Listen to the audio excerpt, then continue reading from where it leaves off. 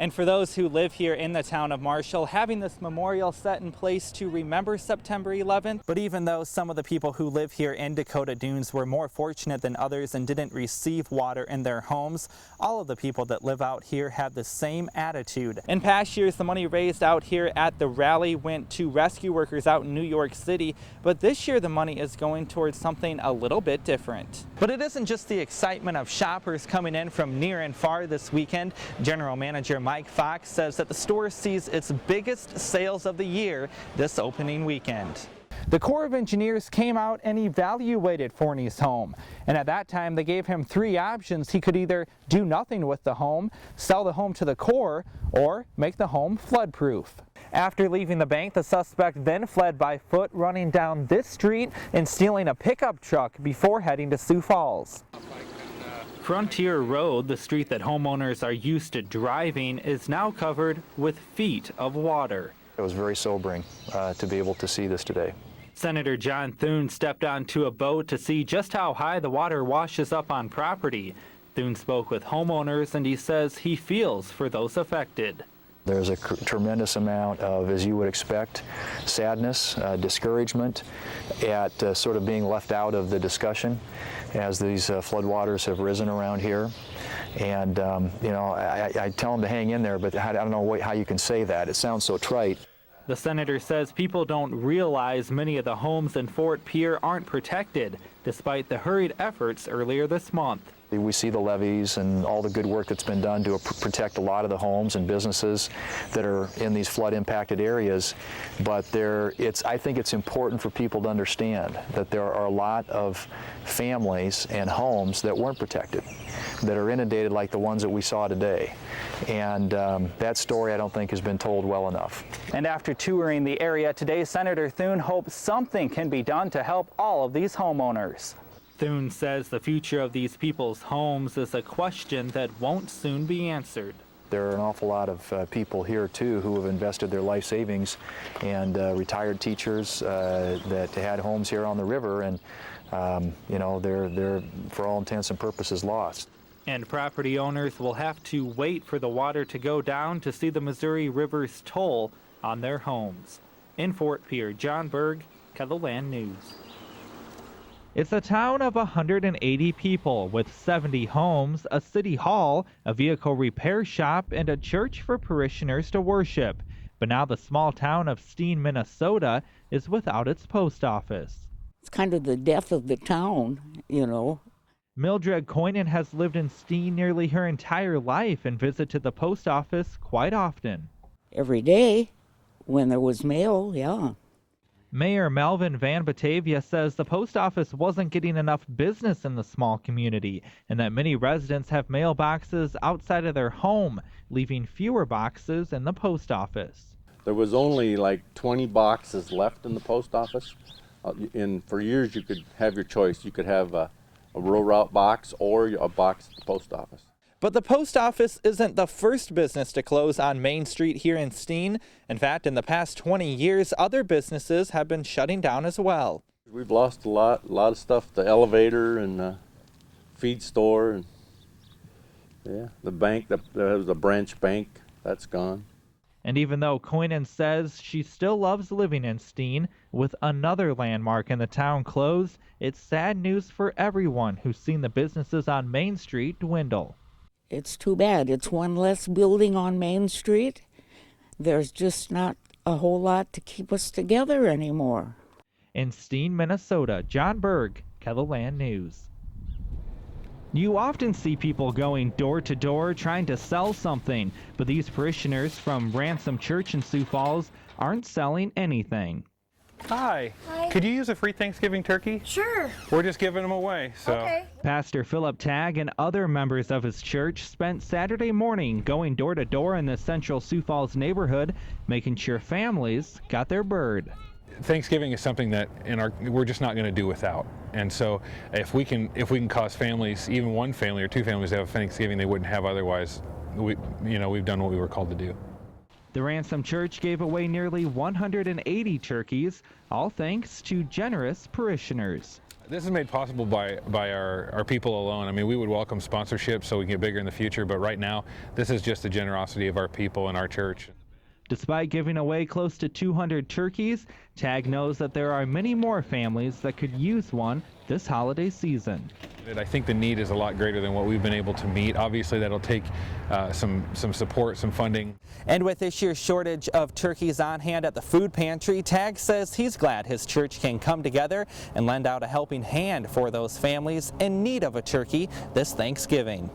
Hey, if we left a turkey with you, would you bring it to them? You know, we're just glad we could fill in a gap where there was a gap. We're not the only entity out there. The food pantry was short, but hey, that's great that we could fill that gap for this time, and that's just what we want to do. And that's something both TAG's parishioners and the families they served can be thankful for. In Sioux Falls, John Berg, Kettleland News. Even though it's the Christmas season, the grass at Elmwood isn't quite that green, but that didn't stop many golf enthusiasts from dusting off their clubs and hitting the course. Parker Hansen, along with his group of friends, came out to get their drive-backing gear. And considering it's Christmas Eve, it's the first time Hansen's pulled out his clubs in months. The last time I swung a club was 2 months ago, so it's been pretty interesting today, to say the least. Is anybody else finding it unusually hard to fix a divot? Even though the ground may not be as soft as the middle of summer, the fact remains it's still grass, and for these golfers, that definitely beats snow. Well, I mean, everybody kind of wants a white Christmas, but if I can play golf, I think that's an all right alternative. And while it may not be the nicest day that these golf enthusiasts have hit the green, they say it's definitely the first time they've played on Christmas Eve. It's one of those things where you can actually say you did something on Christmas Eve this crazy. I felt like it was an experience that I was never going to forget. I mean, you don't get the chance in South Dakota to golf into late December. It doesn't matter if it's good or not. There is one golfing advantage to the non-spring-like conditions. The water hazards aren't that hazardous. We were hitting off ice earlier. That was kind of fun. But, I mean, how many times can you say that you actually played golf on Christmas Eve in Sioux Falls, South Dakota? Oh, that's a money shot. Money shot. Despite being the first time out in more than a month or two, That's going to be really good, though. Go in. these golfers are getting back into the swing of things. You know, it took me a few holes to warm up. I was a little stiff on the first few shots, but I think now I'm getting going, and I'm glad I came out here. Some people spent their day last-minute shopping, others traveled to visit family, but for these golfers, spending Christmas on the green is a holiday memory unlike any other.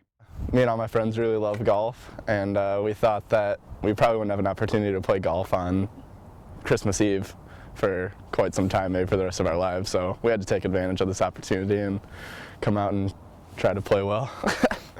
Consider it done. No practice swings or nothing. In Sioux Falls, John Berg, Kettleland News. Dozens of people came to the Family Table restaurant in Lamar's today, not to get a bite to eat, but to hear from U.S. senators backing presidential candidate Mitt Romney. John Thune, along with former U.S. Senators Jim Talent and Norm Coleman, spoke at many cities across Iowa today, showing their support for Mitt Romney.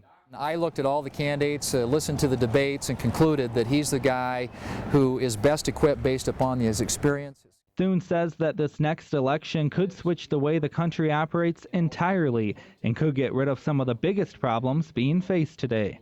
I think the stakes are so high, the consequences of this election are great. This is a crossroads election for our country, a time when presidential leadership really matters, something we don't have in Washington, D.C. today, and that's why I got engaged. And with next Tuesday being the Iowa caucuses, Senator Thune hopes that all Iowans take the decision seriously when deciding who to caucus for. That they'll think long and hard, not only one, about who can lead this country and take on the challenges and tackle the problems that we have, but also who is the most electable candidate for Republicans. It's hard to imagine that Robert Power's backyard used to be a hill sloping down to the river, but now the hill has disappeared and just a sandbag wall stands between his home and the Missouri. Well, we're fighting the good fight here. We had all sorts of volunteers out here last week to help us build this massive sandbag wall, 10 to 14 feet at the base. It's about 8 or 9 foot tall at the tallest portions. Behind the wall, Powers has 7 sump pumps set up to stop the water from entering his home. And they're pumping the groundwater, which is rising, the water table's going up. So we're trying to keep that groundwater on the back in the river. And while homeowners have been affected by the rising waters along the Missouri River, so have businesses such as Bev's behind me. They've had to shut their doors. In Sioux City, the first to be impacted were the Hilton Garden Inn and the Bev's restaurant.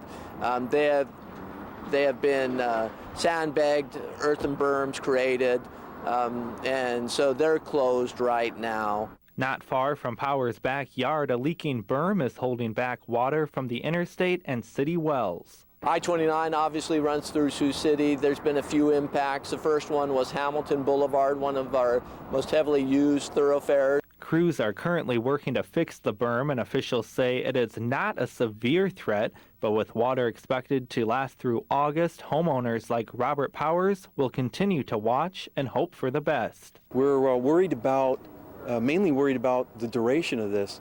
If they bring up the flow and the water comes up another foot or 2 or more, I'm not sure how long this will be able to hold.